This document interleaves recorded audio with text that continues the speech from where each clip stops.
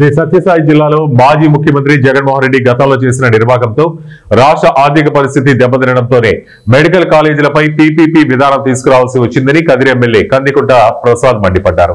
చాలా మంది కాంట్రాక్టర్లు బిల్లులు రాక ఆత్మహత్యలు చేసుకుంటే వైజాగ్ లో వారికి రావాల్సిన అంతఃపురం కట్టుకోవడానికి మాత్రం బిల్లులు ఇచ్చారు. అంత్యస్థాయిలో మెడికల్ కాలేజీలు ఎందుకు కట్టలేకపోయారో జగన్మోహన్ రెడ్డి సమాధానం చెప్పాలన్నారు. ప్రైవేటు వ్యక్తులు నిర్వహిస్తే కిక్ బ్యాక్స్ ఉంటాయా, ప్రభుత్వం నడిపిస్తే కిక్ బ్యాక్స్ ఉంటాయా అంటున్న మాజీ ఎక్సైజ్ శాఖ మంత్రి నారాయణ స్వామి గత 5 ఏళ్లలో ప్రభుత్వం అంటే జగన్మోహన్ రెడ్డి, ఆయన సతీమణి భారతరెడ్డి అన్న విషయం తెలుసుకోవాలన్నారు. సొంత పార్టీ వాళ్ళని నిర్దాక్షిణ్యంగా సస్పెండ్ చేసి మరి కేసులు పెట్టినటువంటి నిబద్ధత చంద్రబాబు నాయుడు గారిదైతే, కియాల పోయి కొరియన్స్ సంపుతాన్ని బెదిరించినటువంటి ఒక పార్లమెంటేరియన్ ఏం చేయలేకపోయినారు. బహిరంగంగా బట్టలు ఇప్పుకొని తిరిగేసి అందరికీ అన్నీ చూపించిన పార్టీలో సస్పెండ్ చేయలేకపోయినారు. ఉల్టా చోర్ డాటా కొత్వాల్కో అని చెప్పేసి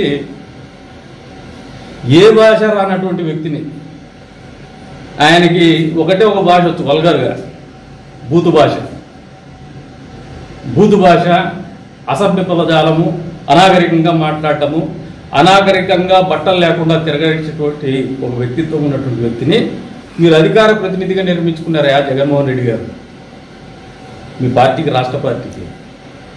చంద్రబాబు నాయుడు గారికి మీకు పోలిక లేదు, అదే తేడా మీకు. ఆయన ఒక తప్పు చేస్తే ఇక్కడ దండింపబడతాడు, శిక్షింపబడతాడు.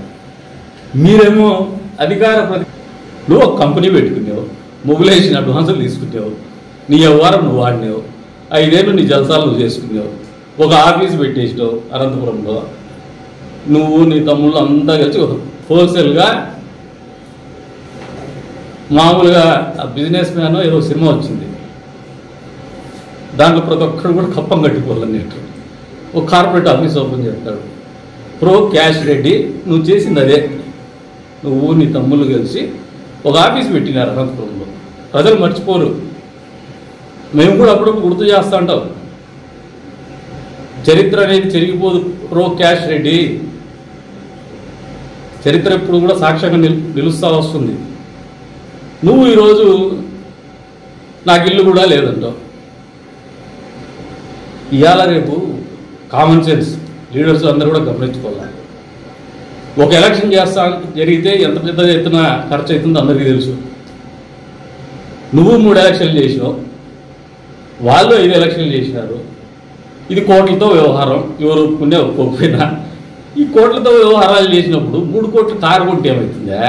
ఇవాళ రేపు అవుట్డేటెడ్ పాలిటిక్స్ వదిలేసేద్దా? ఇంకా క్రిటిసిజం అనేది లెట్ ఇట్ బి కన్స్ట్రక్టివ్, నిర్మాణాత్మకంగా మాట్లాడు. వాళ్ళు ఓవరాల్గా 7 సార్లు 8 సార్లు ఎమ్మెల్యేలుగా, మంత్రులుగా 2 సార్లు